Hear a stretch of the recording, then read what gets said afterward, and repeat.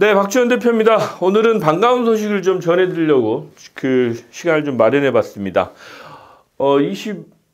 이번 주죠? 엊그저께 저기 서울시에서 한 30년 만에 푸는 규제 완화책인 것 같아요. 30년 만이라고 예전에 이제 IMF 요때 시작해가지고 2000년대 초반까지 잠깐 풀어줬던 규제인데, 여러분들 이제 뭐 경기도는 뭐 상관이 없어요. 근데 서울시 같은 경우는 2중 일반, 3중 일반 주거지역이 용적률을 완화해주는 시기가 있었습니다. 소규모 건축물인데, 최근 워낙 지금 건설 경기가 안 좋고, 그 다음에 뭐 전반적으로 경기 상황이 안 좋으니까 이제 그 건설 쪽, 건축 쪽에 이런 관련된 그 경기 부양을 좀 하겠다라는 취지도 있고, 또 지금 이 부분은 저는 상당히 뭐 좋은 그 시그널 아니었을까라는 생각을 하는데, 그 서울 시내도 보면 우리가 이제 서울 시내 도시가 한 70년대, 80년대부터 막 만들어진 도시잖아요. 벌써 그래서 한 3, 40년이 넘어서 노후화되기 시작했습니다. 이제 그런 지역들을 좀 활성화하는 차원에서도 많은 좀 그 효과가 있지 않을까라고 생각을 하는데, 제가 이제 가장 반갑게 봤던 부분은 이 부분입니다. 2종 일반 주거지역이 용적률 200%를 250%까지, 3종 일반 주거지역 용적률 250%를 300%까지. 좋죠. 기본 20% 이상 상향하는 겁니다. 20% 이상 상향하는 건데, 2종 일반은 250%고 저기 3종 일반은 20% 정도 용적률이 상향되는 그런 효과가 있어요. 자, 용적률이 20%에서 25% 정도 상향된다. 그러면 임대료가 기본적으로 여러분들 뭐 20%는 아니겠지만 그 한 10%, 15% 이상 상향되는 그 임대료 수익이 좀 올라가는 효과도 있고, 또 하나는 이 지금 그 건축을 하시려고 하셨던 분들 입장에서 보면 사업성이 잘 나오겠죠. 그리고 이 효과 때문에 지금 이 시기에 한시적입니다. 3년이에요. 3년간 한시적으로 운영한다라고 돼 있는데, 이 시기에 건축 허가를 받아 놓으셔야 되는 겁니다. 실제로 건축 허가를 받아 놓으셔야 지금 이 용적률을 적용받으실 수 있다라는 부분을 참고를 하시고요. 그래서 예전에 2000년대 초반에 이제 기억하시는 분은 기억하실 텐데, 오래된 겁니다. 요즘 분들은 잘 모르세요. 그 2000년대 초반에 이 용적률 그 상한을 받는 기간 동안에 건축 허가를 받아놓고, 건축은 실제로 조금 더 있다가 뭐 2000년대 초반에 하신 경우도 있고, 2000년대 좀 몇 년 지나서 건축을 하신 경우도 있어요. 왜냐하면 건축 허가를 계속 연장하면서 좀 시간을 끄신 경우도 있고, 자금 여력이나 상황에 따라서 맞추셨거든요.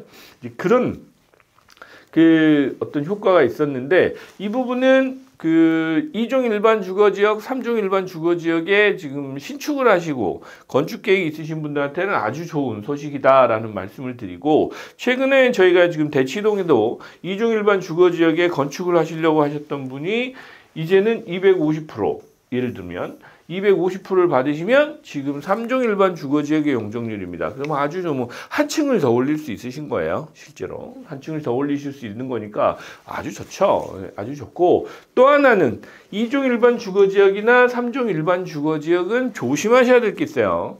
이제 용적률은 상향을 해주긴 했지만 일조권 사선 제한은 안 없어졌습니다. 일조권 사선 제한이 뭔지는 아시죠?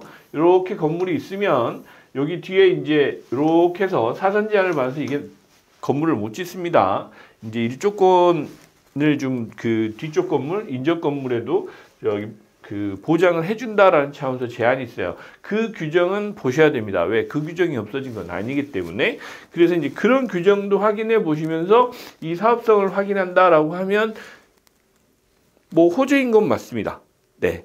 근데 지금 서울시에서 갑자기 이런 것들을 갑자기 뭐 발표하는 이유는 잘 모르겠는데, 이번 주에 지금 롯데건설 본사도 매각한다고 그러죠. 롯데건설이 많이 어렵습니다. 롯데가 지금 많이 어려운데, 그냥 서초 사옥을 매각하시라니까 자꾸 그 잔잔바리들을 좀 매각하시는 줄 모르겠어요.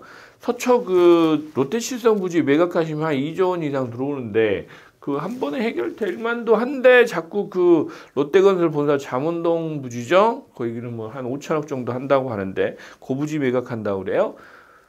이렇게 자꾸 찌끔찌끔 하다 보면 나중에 더 커지죠. 예, 실제로 호미로 막을 거 가래로 막아야 되는 이런 상황도 벌어지지 않을까라고 하는데, 롯데 같은 경우는 조금 아쉬워요. 예, 왜냐하면 지금 당장 경기가 좋아질 상황도 아니고 롯데는 이제 소비재 산업이잖아요. 경기가 둔화되고 소비가 위축돼 있는 상황에서 계속해서 뭔가 좋지는 않을 텐데 특히 롯데케미칼 같은 경우는 금방 좋아질 리가 없거든요. 뭐 트럼프 쪽에 뭐 관세도 있고 중국에 또 워낙 저가 공세도 있고 뭐 이런 영향들 때문에 단기간에 회복될 상황은 아닌 것 같은데 극약 처방을 좀 했으면 좋으련만 또 저기 잔잔바리 롯데 본사를 매각한다고 해서 떠들썩해요. 그래서 괜히 사람들한테 불안감만 조성하는 그런 상황인 것 같습니다. 또 하나 정부 쪽에서 뭐 대출이죠. 대출 총량을 뭐 올해 증가율을 3.5% 내에서 관리하겠다라고 했어요. 이 얘기는 무슨 얘기냐? 뭐 여러 가지 상황이죠. 뭐 왜냐하면 그 소비가 지금 안 일어나고 대출 때문에 대출 이자 갚느라고 은행 다 갖다 주니까. 그 이자 갚느라고 소비도 안 되고 경기 활성화도 안 되니까 대출을 줄여야 되는 것도 맞죠. 가계부채를 좀 줄여야 되는 것도 맞는데 또 하나는 시장에 돈이 마르겠구나라는 생각을 했어요. 왜냐? 주택 가격도 오르고 부동산 가격도 오르고 이자도 많이 내야 되는데 실제로 대출 양 자체가 3.5% 내에서 규제를 하면 시장에 돈이 많이 마르죠. 예, 돈이 많이 돌질 않습니다. 실제로. 그래서 이 부분도 지금 오늘 아침에 뭐 전문가분이 말씀을 하시던데 그 양극화가 뭐 초양극화까지 된다. 뭐 요거는 뭐 이미 벌어지고 있는 상황이기 때문에 이제 대세는 거스를 수 없다라는 생각은 저는 하고 있는데 중요한 거는 그렇습니다. 올해도 돈 가뭄은 심하겠구나. 특히 가계대출 쪽에서 뭐 하반기에 DSR을 DSR 3단계죠. 이걸 적용한다고 하는데 이 부분도 걱정입니다. 왜냐하면 DSR 3단계 적용을 안 받는 분들 필요가 없으신 분도 많은데 죄송합니다.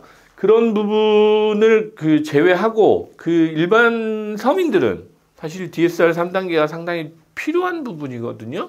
필요하다고 말씀드린 건 좀 이상한데 DSR 3단계 적용이 좀 적정하게 조절이 될 필요가 있는데 지방이나 뭐 중소도시 이런 데는 사실 그게 좀 어려움이 생기죠. 예.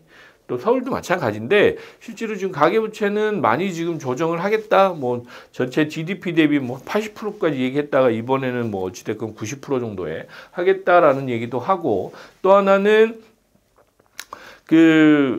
지금 전세 대출 규제가 점점 더 조여오는 느낌입니다. 그래서 이제 그런 부분도 감안하신다고 하시면 지금의 주택시장 경기는 좋아지기는 어렵겠구나라는 생각을 저는 할 수밖에 없었어요. 예. 그래서 지금 여러분들 뭐 단기간에 토지거래 허가제나 지금 제가 말씀드린 이런 부분 때문에 뭐 가격이 조금 영향을 받는다 그렇다고 중장기적으로 올 1년 동안 이렇게 놓고 보면 큰 영향이 없겠구나라는 생각도 합니다. 그래서 오늘 아침에 어찌됐건 뭐 심폐소생이라고 표현을 했지만 2종 일반 주거지역, 3종 일반 주거지역이 가지고 계신 주거지역의 그 건물이나 토지를 갖고 계신 분들한테는 아주 좋은 호재다. 단 바로 시행되는 건 아닙니다. 이번에 이제 활성화 방안해서 서울시에서 최종안이 나온 거고 이걸 언제부터 시행할지는 또 발표를 따로 할 텐데 그럼에도 불구하고 관심을 가지고 계속 보시면 좋은 결과를 또 여러분들도 가지실 수 있을 것 같다라는 소식을 전해드리면서 오늘 마치도록 하겠습니다.